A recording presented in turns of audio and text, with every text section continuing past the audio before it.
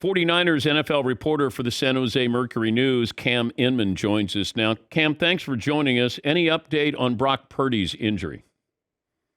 Not yet. He is getting an MRI today just to figure out, is it a UCL ligament injury? Was it the ulnar nerve that something flared up? But I mean, Dan, like 4 hours after the game, he still had pain shooting up, up and down from the elbow through the wrist. And it was why he couldn't throw. I mean, he did, he completed 2 passes, got him to midfield, and then he got hurt. And then after that, Josh Johnson came in.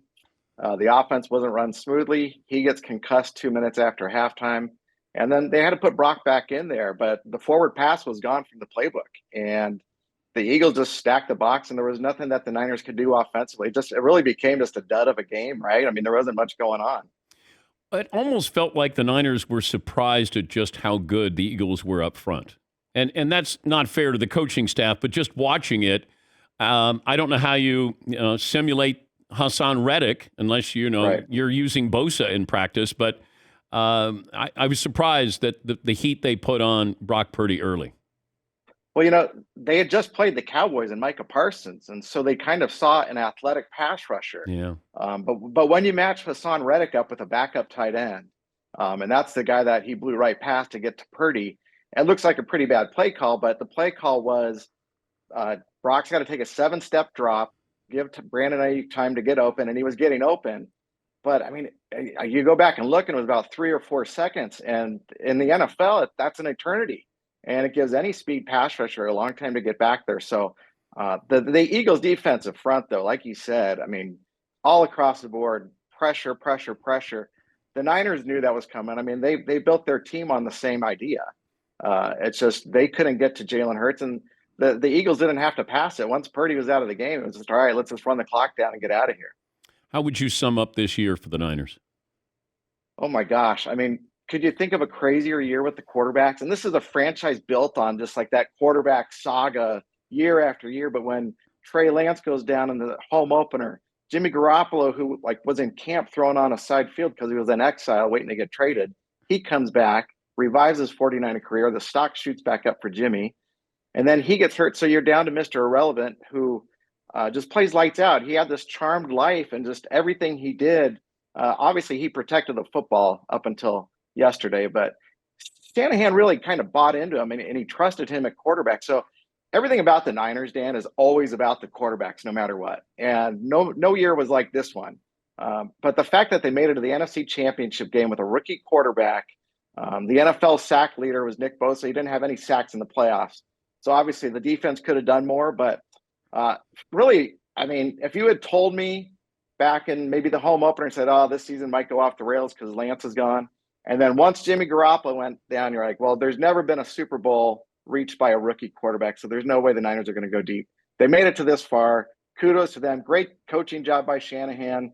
But now they have a huge offseason again, trying to figure out what's going to go on at quarterback. And like circling back, a lot of it could depend on Brock Purdy's MRI results. Like, how bad is this elbow injury? Because they will get Trey Lance back from his ankle issue. But Jimmy Garoppolo, free agent, he didn't get out of town this last summer, so maybe he doesn't leave again.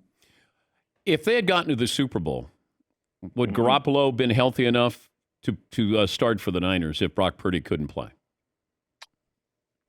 I'd want to say yes, but they never allowed him to practice yet, Dan. He broke his foot on December 4th. He got back on the field to do some individual conditioning running like a week and a half ago.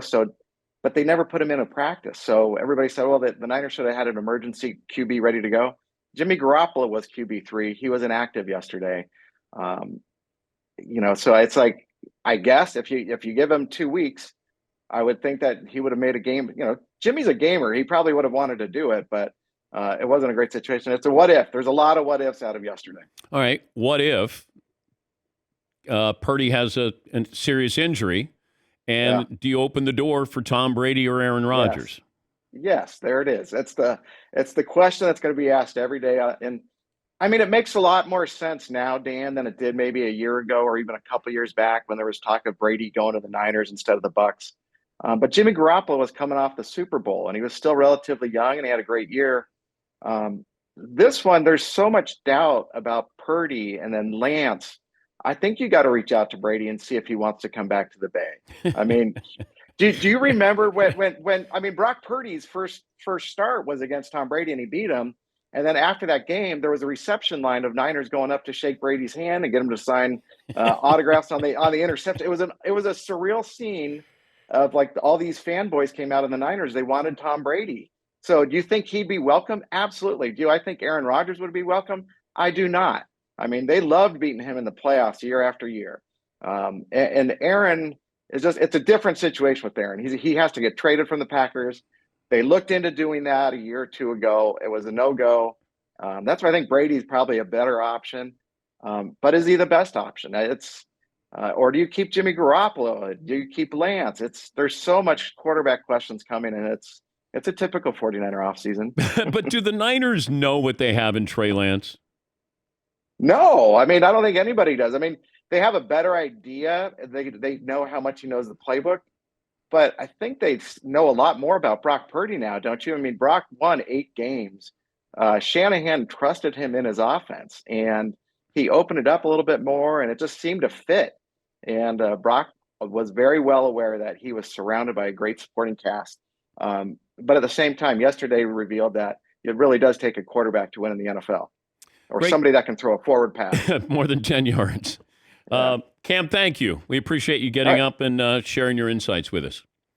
My pleasure. Thanks, Dan. That's Cam Inman, the Niners NFL reporter for San Jose Mercury News.